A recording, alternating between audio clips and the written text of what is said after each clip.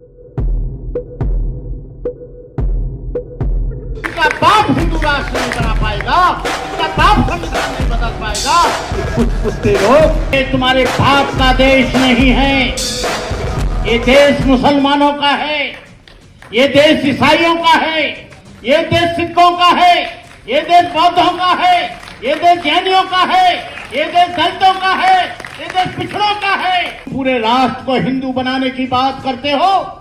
एक गांव, एक ताल्लुक, एक तहसील, एक गली हिंदू बनाकर तुम्हारा बाप नहीं दिखा सकता कि इन्होंने देश में हिंदू राष्ट्र की मांग करके यहां के करोड़ों लोगों को जगा दिया।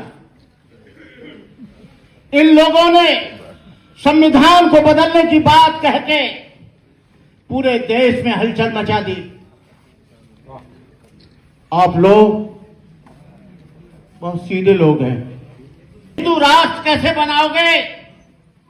ये तुम्हारे बाप का देश नहीं है, ये देश मुसलमानों का है, ये देश ईसाइयों का है, ये देश सिखों का है, ये देश बौद्धों का है, ये देश जैनियों का है, ये देश दलितों का है, ये देश पिछड़ों का है। ये तुम्हारे 2% लोग इस देश को हिंदू राष्ट्र बनाएंगे तो मैं सोचता हूं इस देश के टुकड़े हो जाएंगे, ये देश खंड खंड हो जाएगा। लेकिन खालिस्तान की मांग करते हैं तो जेल के सीखचों में ठोक दिया जाता है और बाबा लोग बेलगाम हो गए। ये लोग हिंदू राष्ट्र की बात करते हैं तो ये आराम से इनका सम्मान किया जाता है। नरेंद्र मोदी जी जाते हैं, सारे लोग उसका दर्शन करने जाते हैं। एक बात याद रखना, संविधान बदलेगा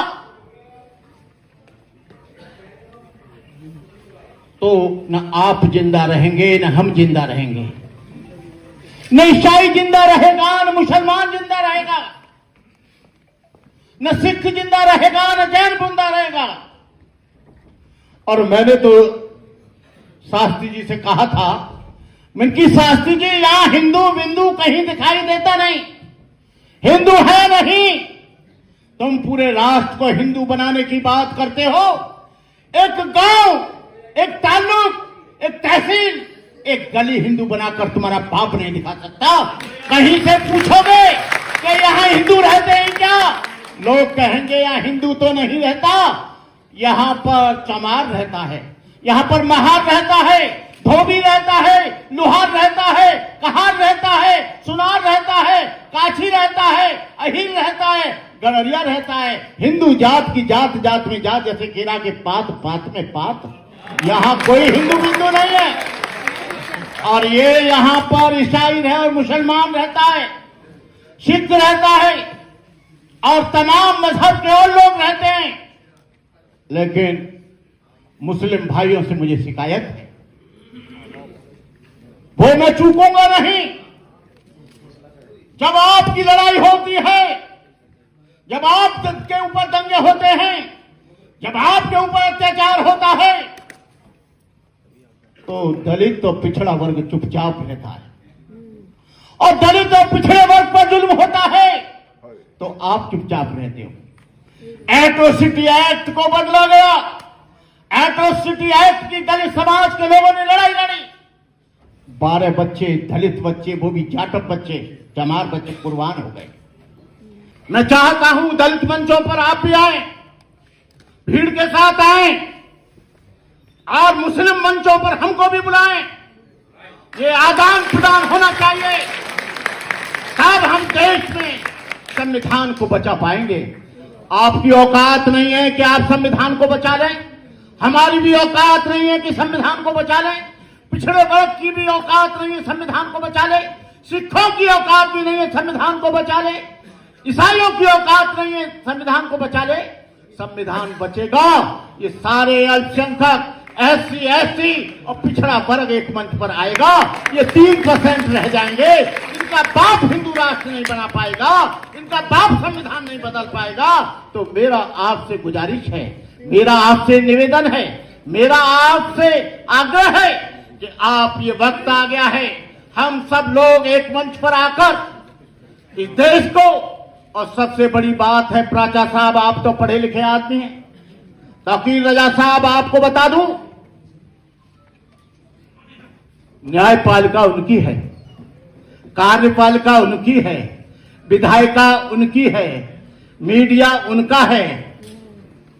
आरएसएस ने 100 बरस तक इंतजार करने के बाद पूरे देश पर काबिज हो गई और तुम लोग 85% लोग आज मेमोरेंडम देते हो, बड़ी बड़ी सभाएं करते हो।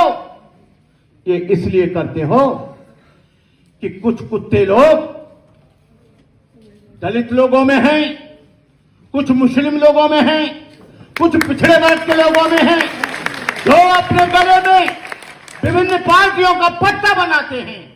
यहां मुसलमान और पिछड़ा वर्ग और दलित वर्ग मिलकर एक पार्टी बनाए पॉलिटिकल, तभी देश में आप कुछ बदलाव ला सकते हो, अन्यथा आप देश में बदलाव नहीं ला सकते। संविधान बदलेगा तो तुम बदल जाओगे, संविधान बदलेगा तो मस्जिद नहीं रहेगी, संविधान बदलेगा तो चर्च नहीं रहेगा। मैंने नया संविधान पढ़ा है, नए संविधान को मैंने बड़ी गहराई से, उन्होंने बौद्धों को हिंदुओं में जोड़ लिया है, जैनों को हिंदुओं में जोड़ लिया है। सबसे ज्यादा कहर उनका है तो ईसाइयों पर और मुसलमानों पर। हमारी कोई ज्यादा मुसीबत नहीं होगी, लेकिन इसलिए हमने कहा था, आरएसएस का आदमी कल लाया था, यदि हिंदू होता बौद्ध धर्म तो डॉक्टर अंबेडकर हिंदू धर्म को लात मारकर वो बौद्ध क्यों होते हैं?